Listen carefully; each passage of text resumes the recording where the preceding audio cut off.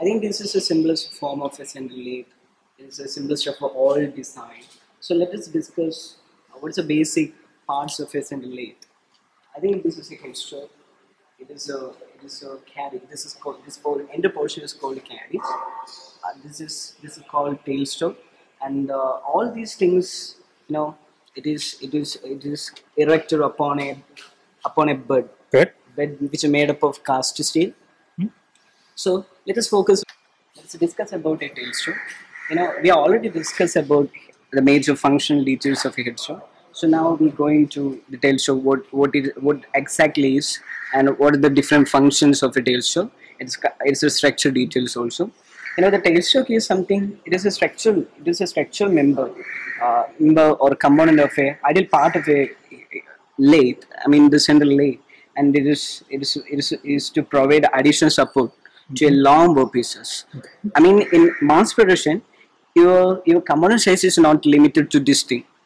You may have a long workpieces, so Okay. you have to mount the workpieces In between. Okay. in between the chuck and tail Tailstock. show.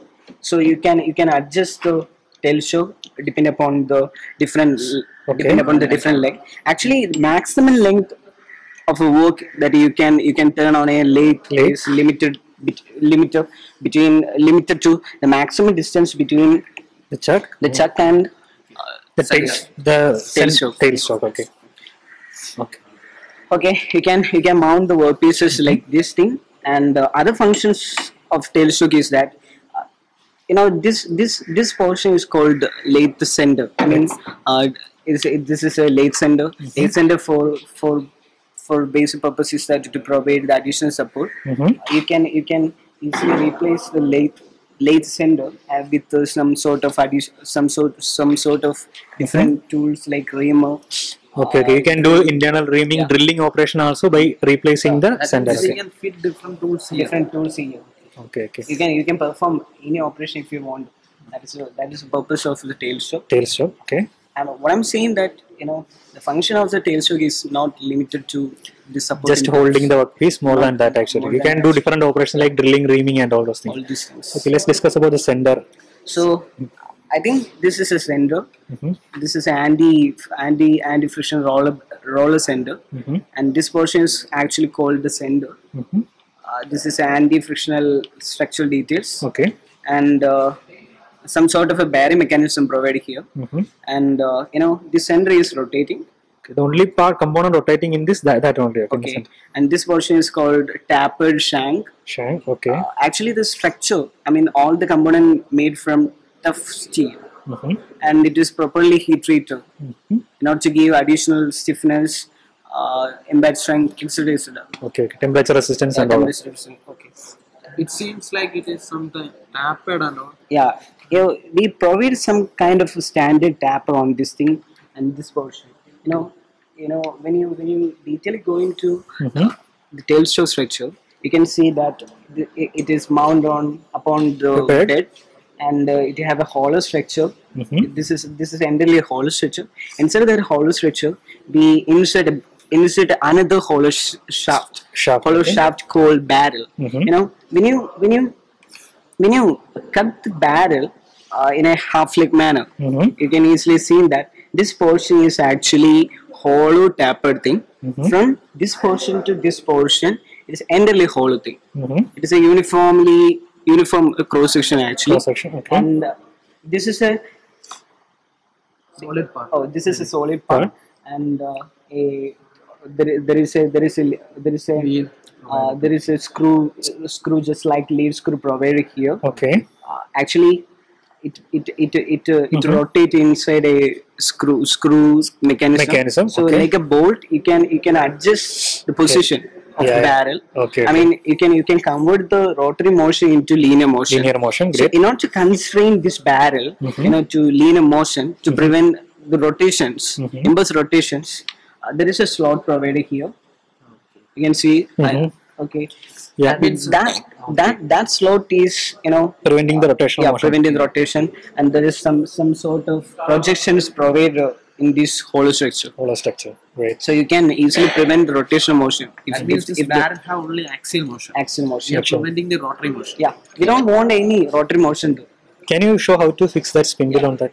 You Yeah, the center just like this thing, you ram it actually into that taper spindle position. inside. Okay, hollow section. Between spindle and barrel, only frictional forces. Pressure forces.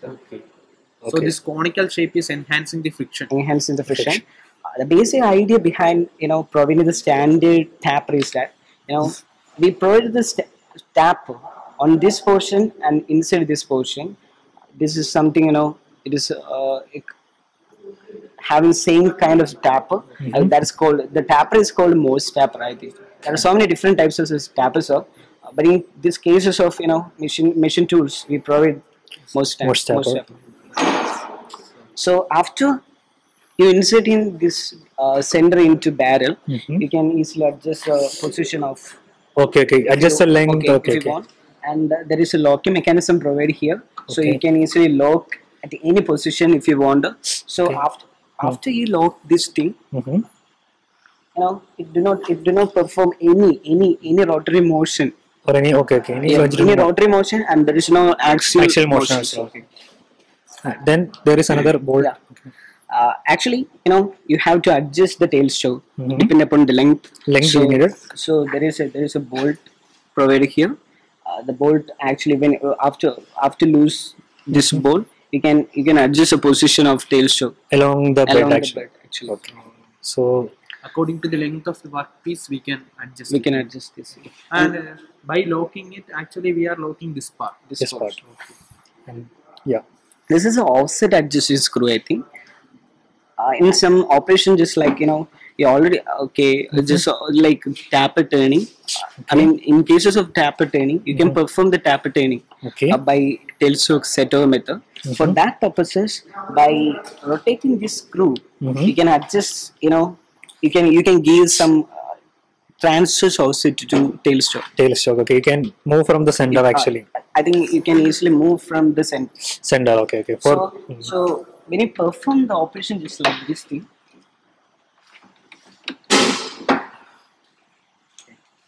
the tailstock move in this direction. So there exists some offset between axis. Okay. So what can rotate along this axis. This inclined axis. Okay. Okay. Then what is the basic advantage with this thing is that you have to constrain the tool along horizontal axis only, but the work is inclined at some particular angle. I mean half of the taper angle. By this way, you can easily get taper turning and also. Okay. So that is this is another application in tailstock. Okay. So this is all about tailstock of a lathe. Thank you.